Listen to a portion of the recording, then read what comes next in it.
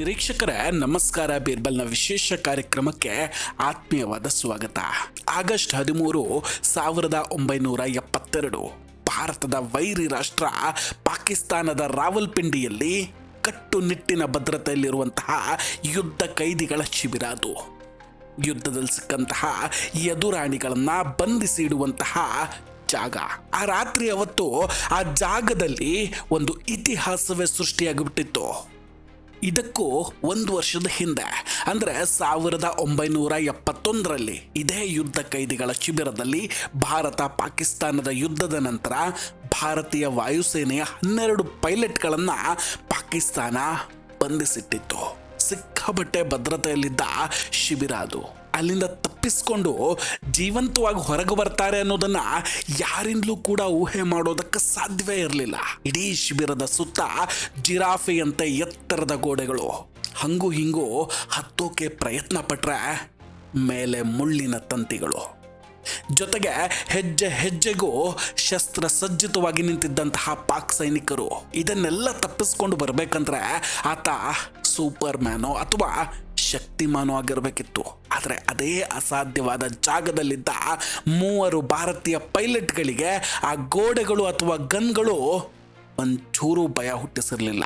ಅಷ್ಟೆಲ್ಲ ಸೆಕ್ಯುರಿಟಿಯನ್ನ ಮೀರಿ 3 ಪೈಲಟ್ಗಳು ಜೈಲಿನಿಂದ ತಪ್ಪಿಸಿಕೊಂಡ ರೀತಿಯನ್ನ ಕಂಡು ಪಾಕಿಸ್ತಾನಿಗಳಿಗೆ ದಂಗು ಬಡ್ದಂಗಾಗ್ಬಿಟ್ಟಿತ್ತು. ಈ ಕತೆ ಶುರುವಾಗೋದು 1971 ಡಿಸೆಂಬರ್ 3. ಭಾರತ ಮತ್ತು ಪಾಕಿಸ್ತಾನದ ನಡುವೆ ಭೀಕರ ಯುದ್ಧ ನಡೀತಾ ಇತ್ತು. ಭೂಮಿಯ ಮೇಲೆ ಭಾರತೀಯ ಸೇನೆಯು ಪಾಕಿಸ್ತಾನವನ್ನ ಹಿಮ್ಮೆಟ್ಟಿಸ್ತಾ ಇತ್ತು. ಆದರೆ ಆಕಾಶದಲ್ಲಿ ಪರಿಸ್ಥಿತಿ ಅಷ್ಟು ಸುಲಭವಾಗಿರಲಿಲ್ಲ. ಪಾಕಿಸ್ತಾನದ ಜಫರ್ವಾಲ್ ನಗರದ ಬಳಿ ಇದ್ದಂತಹ ಒಂದು ಎತ್ತರದ ವಾಚ್ ಟವರ್ ಭಾರತೀಯ ವಾಯುಸೇನೆಗೆ ದೊಡ್ಡ ತಲೆನೋವಾಗ್ಬಿಟ್ಟಿತ್ತು. ಅಲ್ಲಿಂದ ಪಾಕಿಸ್ತಾನಿ ಸೇನೆ ಭಾರತೀಯ ಸೈನಿಕರ ಚಲನವಲನದ ಮೇಲೆ ನಿಗಾ ಇಡ್ತಾ ಇತ್ತು. ಅಲ್ಲಿಂದ ಭಾರತೀಯ ವಿಮಾನಗಳ ಮೇಲೆ ಗುಂಡಿನ ದಾಳಿ ನಡೆಸ್ತಾ ಇತ್ತು. ಈ ವಾಚ್ ಟವರ್ ಅನ್ನ ಧ್ವಂಸ ಮಾಡುವ ಜವಾಬ್ದಾರಿಯನ್ನ ಭಾರತೀಯ ವಾಯುಸೇನೆಯ ಧೈರ್ಯಶಾಲಿ ಪೈಲಟ್ ದಿಲೀಪ್ ಪಾರುಲ್ಕರ್ ಅವರಿಗೆ ನೀಡಲಾಗುತ್ತೆ. ದಿಲೀಪ್ ಅವರು ತಮ್ಮ ಸಾಹಸ, ಶಿಸ್ತು ಮತ್ತು ಧೈರ್ಯಕ್ಕೆ ಹೆಸರಾಗಿದ್ದಂತಹ ಸೈನಿಕ. ಈ ಮಿಷನ್ ಸುಲಭವಲ್ಲ ಅನ್ನೋದು ಅವ್ರಿಗೆ ಕೂಡ ಚೆನ್ನಾಗಿ ತಿಳಿದಿತ್ತು. ಆದರೆ ದೇಶಕ್ಕಾಗಿ ಈ ಅಪಾಯವನ್ನ ಎದುರಿಸೋದೇ ಅವರಿಗೆ ಮುಖ್ಯವಾಗಿತ್ತು. ಅವತ್ತು 1971 ಡಿಸೆಂಬರ್ 10 ಪಾರುಲ್ಕರ್ ಅವರು ತಮ್ಮ ಸುಕೋಯ್ ಫೈಟರ್ ಜೆಟ್ನೊಂದಿಗೆ ಮಿಷನ್ಗೆ ರೆಡಿಯಾಗಿ ಹೊರಟು ಬಿಡ್ತಾರೆ. ಇನ್ನೇನು ವಾಚ್ ಟವರ್ ಹತ್ರ ಹೋಗಬೇಕು ಅನ್ನೋಷ್ಟರಲ್ಲಿ ಪಾಕಿಸ್ತಾನದ ಗುಂಡಿನ ದಾಳಿ ಆರಂಭ ಆಗುತ್ತೆ. ಆ ದಾಳಿಗೆ ಭಾರತೀಯ ವಿಮಾನ ಜಖಂಗೊಂಡಿತ್ತು. ಅನಿವಾರ್ಯವಾಗಿ ಅವರು ಇಜೆಕ್ಟ್ ಮಾಡಬೇಕಾದ ಪರಿಸ್ಥಿತಿ ಬರುತ್ತೆ.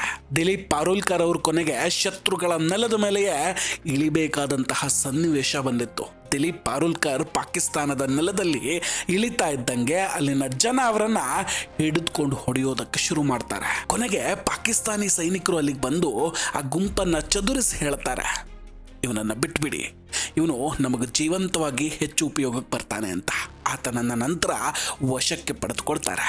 ಪಾರುಲ್ಕರ್ ಅವರಿಗೆ ನಂತರ ಪ್ರಜ್ಞೆ ಬರೋ ಹೊತ್ತಿಗೆ ಸುತ್ತಲೂ ಬರೀ ಕತ್ತಲೆ, ಜೊತೆಗೆ ತಂಡಿ ಹಿಡಿದಂತಹ ಕೋಣೆಯಲ್ಲಿ ಅವರನ್ನ ಬಂಧಿಸಿಡಲಾಗಿತ್ತು.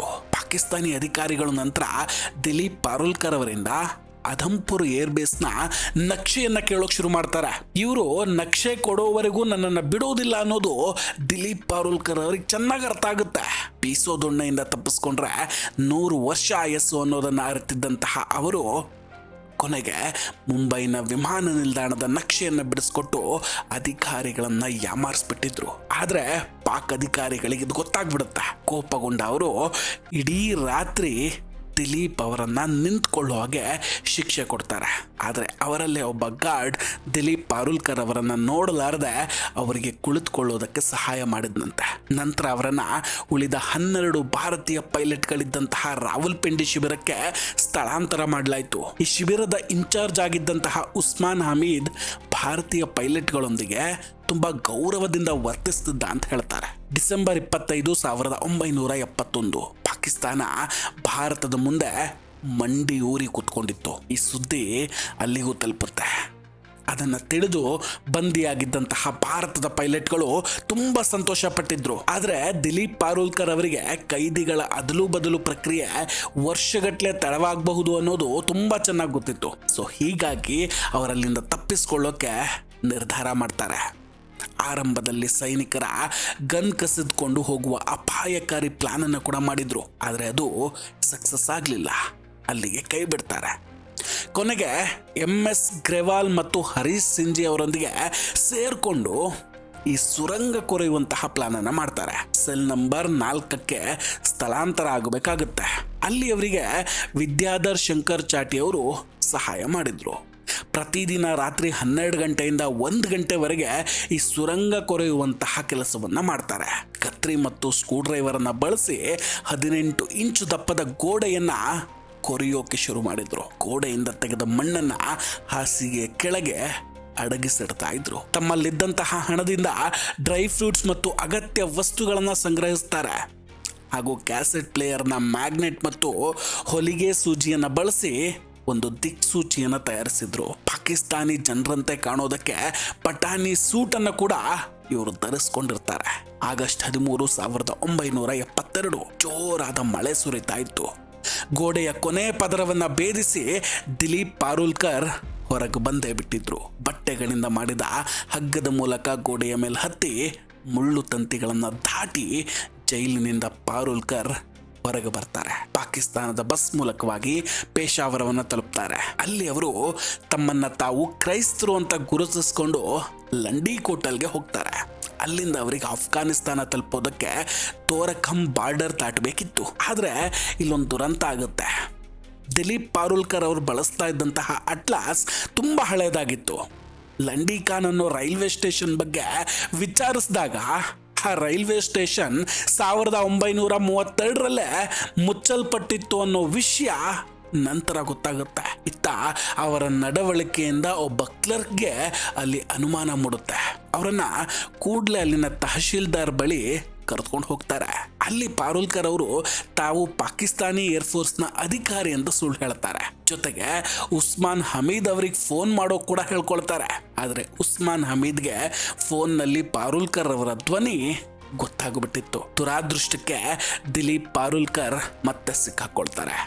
ರಾವಲ್ಪಿಂಡಿ ಜೈಲಿಗೆ ಅವರನ್ನ ಮತ್ತೆ ಕರೆದುಕೊಂಡು ಬರಲಾಯಿತು. ಕೊನೆಗೆ ಡಿಸೆಂಬರ್ 1972ರಲ್ಲಿ ಪಾಕಿಸ್ತಾನದ ಅಧ್ಯಕ್ಷ ಜುಲ್ಫಿಕರ್ ಅಲಿ ಭುಟ್ಟೋ ಅವರು ಎಲ್ಲ ಭಾರತೀಯ ಯುದ್ಧ ಕೈದಿಗಳನ್ನ ಬಿಡುಗಡೆ ಮಾಡೋದಕ್ಕೆ ಆದೇಶವನ್ನು ಕೊಡ್ತಾರೆ. ಆಗ ಅವರು ವಾಘಾ ಬಾರ್ಡರ್ ಮೂಲಕ ಭಾರತಕ್ಕೆ ಬರಳಿದಾಗ ಅದ್ಧೂರಿಯಾದಂತಹ ಸ್ವಾಗತ ಅವರಿಗೆ ಸಿಕ್ಕಿತ್ತು. ಈ ಕಥೆ ಭಾರತೀಯ ಯೋಧರ ಅಚಲವಾದ ಧೈರ್ಯ ಮತ್ತು ದೇಶಭಕ್ತಿ ಎಂಥದ್ದು ಅನ್ನೋದನ್ನ ವಿವರವಾಗಿ ಹೇಳುತ್ತಲ್ವೇ. ವೀಕ್ಷಕರೇ, ದಿಲೀಪ್ ಪಾರುಲ್ಕರ್ ಅವರ ಈ ಸಾಹಸದ ಕತೆ ನಿಮಗೂ ಕೂಡ ಇಷ್ಟ ಆಗಿದ್ರೆ ದಯವಿಟ್ಟು ವಿಡಿಯೋವನ್ನ ಲೈಕ್ ಮಾಡಿ. ಭಾರತೀಯ ಸೇನೆಯ ಧೈರ್ಯ ಮತ್ತು ಶಕ್ತಿಗೆ ಕಮೆಂಟ್ ಬಾಕ್ಸ್ನಲ್ಲಿ ಒಂದೇ ಒಂದು ಜೈಕಾರ ಹಾಕಿ. ಇನ್ನೂ ಇಂತಹದ್ದೇ ಇಂಟ್ರೆಸ್ಟಿಂಗ್ ಸ್ಟೋರಿಗಳನ್ನು ಮುಂದಿನ ವಿಡಿಯೋದಲ್ಲಿ ನಾವು ನಿಮ್ಮೊಂದಿಗೆ ಹಂಚ್ಕೊಳ್ತೀವಿ. ಇನ್ನೂ ಕೂಡ ನಮ್ಮ ಬೀರ್ಬಲ್ ಚಾನಲನ್ನು ಸಬ್ಸ್ಕ್ರೈಬ್ ಮಾಡಿಲ್ಲ ಅಂದರೆ ದಯವಿಟ್ಟು ಸಬ್ಸ್ಕ್ರೈಬ್ ಮಾಡಿ ಹಾಗೂ ಬೆಲ್ ಐಕಾನನ್ನು ಕ್ಲಿಕ್ ಮಾಡಿ. ನಮಸ್ಕಾರ, ಟೇಕ್ ಕೇರ್ ಆ್ಯಂಡ್ ಬಾಯ್ ಬಾಯ್. ಮತ್ತೆ ಭೇಟಿಯಾಗೋಣ. ಜೈ ಹಿಂದ್.